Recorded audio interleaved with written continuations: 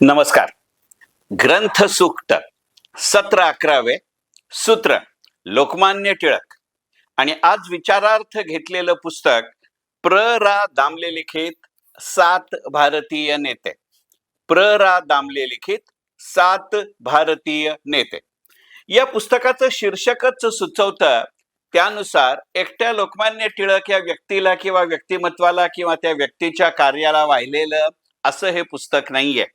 तर या पुस्तकामध्ये रानडे, टिळक, गोखले, महात्मा गांधी, स्वातंत्र्यवीर सावरकर, जवाहरलाल नेहरू आणि सुभाषचंद्र बोस या 7 व्यक्तींविषयी लिहिलेले लेख आहेत. आणि या 7ही व्यक्तींचं प्र. रा. दामले यांनी लिहिलेलं शरद गोगटे यांच्या शुभदा सारस्वत पब्लिकेशननं 1981 साली पहिली आवृत्ती प्रसिद्ध केलेल्या या पुस्तकात या 7 व्यक्तींविषयी असलेले लेख हे या 7 व्यक्तींचं अगदी त्रोटक का होईना असं चरित्र नाहीये, पण एकंदरीतच श्रद्धांजलीपर असं गुणग्राहकात्मक लेखन म्हणजे प्र. रा. दामले यांचं 7 भारतीय नेते हे पुस्तक. आणि असं असून सुद्धा जाणीवपूर्वक लोकमान्य टिळक असं सूत्र धरून ग्रंथसूक्तच्या या 11व्या सत्रामध्ये जे काही विविध विषयांची किंवा विविध पुस्तकांची किंवा लेखकांची लोकमान्य टिळकांच्या संदर्भात चर्चा करताना हे पुस्तक घ्यायचं कारण म्हणजे की कळत न कळत हे पुस्तक वाचत असताना लोकमान्य बाळ गंगाधर टिळक ही व्यक्ती आणि हे व्यक्तिमत्व याची त्याचे समकालीन आणि त्यांच्या पश्चात असलेल्या नेतृत्वाशी तुलना आपल्या मनामध्ये सहज एक वाचक म्हणून उभी राहते. आणि एका वेगळ्या अर्थानं जे मी स्वतः लिहिलेल्या पुस्तकाचं शीर्षक आहे असे तौलनिक लोकमान्य पण एका मर्यादित संदर्भामध्ये या पुस्तकातनं आपल्या मनामध्ये उभे राहतात. आणि अगदी बरोबर याच उद्देशानं लोकमान्य टिळक हे सूत्र धरून करत असलेल्या ग्रंथसूक्तच्या या 11व्या सत्रामध्ये मी प्र. रा. दामले यांच्या 7 भारतीय नेते या पुस्तकाचा आवर्जून उल्लेख किंवा समावेश केलाय. त्यातही मी म्हटलं तसं की हे लेख हे म्हणजे त्या वेळेला कधी कोणाच्या जयंती निमित्त कधी कोणाच्या पुण्यतिथी निमित्त लिहिलेले लेख आहेत. काहींचे साहजिकच प्र. रा. दामले यांच्या हयातीत निधन झाल्यानंतर विशेषतः पंडित जवाहरलाल नेहरू आणि स्वातंत्र्यवीर सावरकर यांच्यावरती त्यांच्या निधनाच्या काळामध्ये लिहिले गेलेले असे लेख आहेत. आणि हे म्हणत असताना एक गोष्ट मला आवर्जून इथे सांगितली पाहिजे की या पुस्तकामध्ये समाविष्ट असलेले या 7 व्यक्तींवरचे लेख काळाच्या ओघामध्ये वेगवेगळ्या टप्प्यांवरती प्र. रा. दामले यांनी लिहिलेले आहेत. पण ज्या वेळेला एकत्रितरित्या हे पुस्तक म्हणून करायचं ठरलं त्यावेळेला त्या प्रमाणामध्ये या सर्व लेखांचं पुनर्लेखन त्यांनी केलेलं आहे. स्वतःच्या मनोगतामध्ये आणि काही प्रमाणामध्ये प्रस्तावनेमध्ये प्र. रा. दामले यांच्या या पुस्तकामध्ये असा उल्लेख येतो की होता होई तो तपशिलाची अद्ययावतता पण तत्वाचं सातत्य या गुणावरती या लेखांचं पुनर्लेखन संकलन आणि संपादन या पुस्तकामध्ये घेण्यासाठी केलेलं आहे.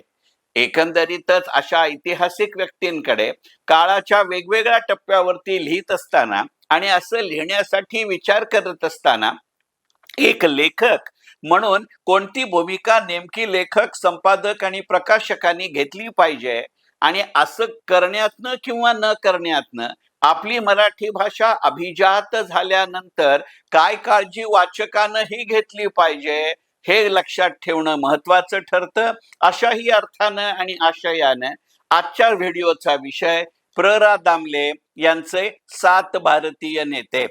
या संपूर्ण पुस्तकामध्ये तुलनेनं छोटा असलेला लेख म्हणजे लोकमान्य बाळ गंगाधर टिळक यांच्यावरचा लेख.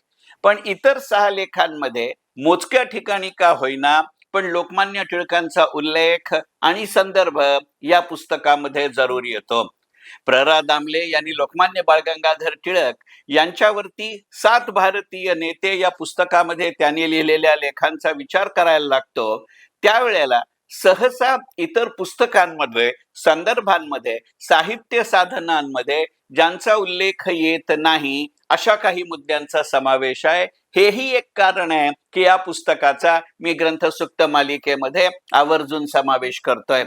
त्यातला असाच एक महत्वाचा मुद्दा म्हणजे रवींद्रनाथ टागोरांना लोकमान्य टिळकांनी केलेली मदत.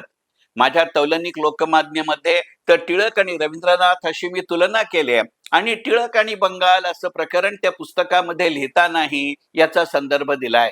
पण विशेष तपशिलानं आणि सविस्तरपणानं या पुस्तकामध्ये किंवा या पुस्तकातल्या लेखामध्ये प्र. दामले सर हा मुद्दा स्पष्ट करतात. ज्या वेळेला रवींद्रनाथांना ही मदत पहिल्यांदा टिळकांनी पाठवली, त्यावेळेला रवींद्रनाथांनी ती परत केली होती आणि रवींद्रनाथांनी असं सांगितलं होतं की मी राजकीय मनुष्य नाही, त्यामुळे काही एक विशिष्ट राजकीय विचारसरणी मी माझ्या पाश्चिमात्य देशांच्या दौऱ्यांमध्ये मांडावी, अशी जर तुमची अपेक्षा ही देणगी देण्यामध्ये, ही मदत करण्यामध्ये असेल तर ते मी करणार नाही. आणि ती मदत पुन्हा एकदा रवींद्रनाथांना पाठवताना लोकमान्यांनी असं स्पष्ट केलं की कोणत्याही स्वरूपाची अशी अपेक्षा किंवा उद्देश मनामध्ये ठेवून मी तुम्हाला ही मदत किंवा देणगी निधी पाठवलेला नाही. एका एतद्देशीय माणसाला इतक्या सन्मानाचा जागतिक पातळीवरचा पुरस्कार मिळावा आणि त्या निमित्तानं देश विदेशामध्ये त्या व्यक्तीच्या विचारसरणीची आणि विचार प्रकटीकरणाची संधी मिळावी, याचं मोल मी जाणतो. त्यामुळे तुमची मतं काहीही असोत, ती तुम्ही अत्यंत निर्भीडपणाने मांडा. प्रसंगी ती माझ्या विरुद्ध गेली असली तरी चालतील. माझ्या विचारसरणीपेक्षा, माझ्या कार्यशैलीपेक्षा पूर्णपणाने दुसऱ्या टोकाची तुमची मतं असली तरी ती निसंकोचपणे मांडा. इतकी निर्भीड देवघेव त्या काळामध्ये दोन वेगळ्या प्रदेशातल्या, दोन वेगळ्या क्षेत्रातल्या माणसांमध्ये सुद्धा होऊ शकते. आणि यातनं रवींद्रनाथांइतकेच लोकमान्य बाळ गंगाधर टिळक ही व्यक्ती किंवा व्यक्तिमत्व किती लोकशाहीवादी होतं हे अधोरेखित होतं. म्हणून या प्रसंगाचा जाणीवपूर्वक मी इथे उल्लेख केला. लोकमान्यांच्या अशाच एका वेगळ्या रूपाविषयी या पुस्तकामध्ये किंवा या लेखामध्ये ओझरते का होईना हे संदर्भ आहेत. आणि त्यातलं महत्वाचं उदाहरण म्हणजे लोकमान्य टिळकांना विशेषतः त्यांनी बालगंधर्व ही पदवी जरी नारायणराव राजहंसांना दिली असली तरी साहित्य, संगीत, कला यांचं महत्व, रुची किंवा स्वारस्य लोकमान्यांना नव्हतं असं एक चित्र रंगवलं जातं. प्रत्यक्ष सहभाग आणि रसिकतेनं त्याचा आस्वाद लोकमान्यांनी घेतल्याचे दाखले जरूर कमी असतील. पण हा लेख वाचल्यानंतर लक्षात असं येतं की एकंदरीतच समाजमनाची जडणघडण करण्यामध्ये अशा साधनांचा, मग ते नाटक असेल, ते चित्रपट असेल, ते सर्कस असेल, ते कीर्तन असेल, ते वाचन असेल, ते ग्रंथलेखन असेल, याचं अनन्यसाधारण स्थान आणि महत्व लोकमान्यांच्या दृष्टिकोनातून होतं. आणि त्यामुळे प्र. दामले त्यांच्या 7 भारतीय नेते या पुस्तकामध्ये जो लेख लोकमान्य बाळ गंगाधर टिळकांविषयी लिहितात त्याच्यात ते आवर्जून सांगतात की सर्कस, मल्लयुद्ध आणि संगीत यांना लोकशिक्षण, लोकरंजन आणि लोकसंघटन आणि संवर्धन या दृष्टिकोनातून लोकमान्य टिळक तहहयात सर्वतोपरी मदत आणि सहाय्य करत असत. प्रसंगी योग्य व्यवस्थापनासाठी योग्य सल्ले असं सुद्धा भूमिका लोकमान्यांनी या कलांविषयी, क्रीडांविषयी उपयोगात आणली आहे. हा मुद्दा प्र. दामले अत्यंत संयुक्तिकपणानं या पुस्तकामध्ये मांडतात. कारण एकंदरीतच कला व्यवहारामध्ये पैशाचे आणि व्यवस्थापनाचं महत्व अधोरेखित करणारा पहिला भारतीय राजकीय नेता अशा दृष्टिकोनातनं प्र. दामल्यांच्या 7 भारतीय नेते या पुस्तकातलं लोकमान्यांचं वर्णन वाचताना तुमच्या माझ्यासारख्या वाचकाच्या मनामध्ये टिळकांची ही वेगळीच प्रतिमा उभी राहते. एकंदरीतच या लेखनाची मांडणी करत असताना बुद्धी आणि नीतिमत्ता यांचा एकत्रित असा संगम म्हणजे लोकमान्य. स्वतःच्या बुद्धिप्रज्ञेवर, स्वतः बरोबरच आपल्या सहकार्यांचाही अलौकिक उत्कर्ष करण्यामध्ये स्वारस्य असणारा लोकवादी आणि सर्वसमावेशक नेता असंही लोकमान्यांचं चरित्र किंवा व्यक्तिमत्व दामले सर या पुस्तकामध्ये उभं करतात.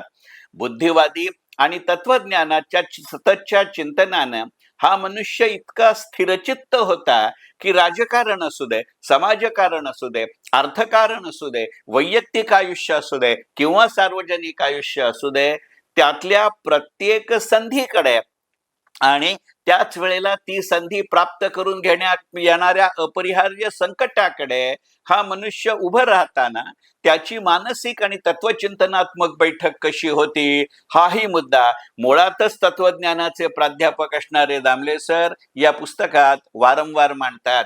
आणि त्यामुळे काही प्रमाणामध्ये हा लेख वाचत असताना योगी अरविंदांनी जसं बंकिम, दयानंद आणि टिळक या पुस्तकामध्ये टिळकांचं वर्णन केलंय, त्याची एक वेगळी मराठी तत्कालीन बाजू असं चित्र प्र. रा. दामले या पुस्तकामध्ये लोकमान्यांचं उभं करतात.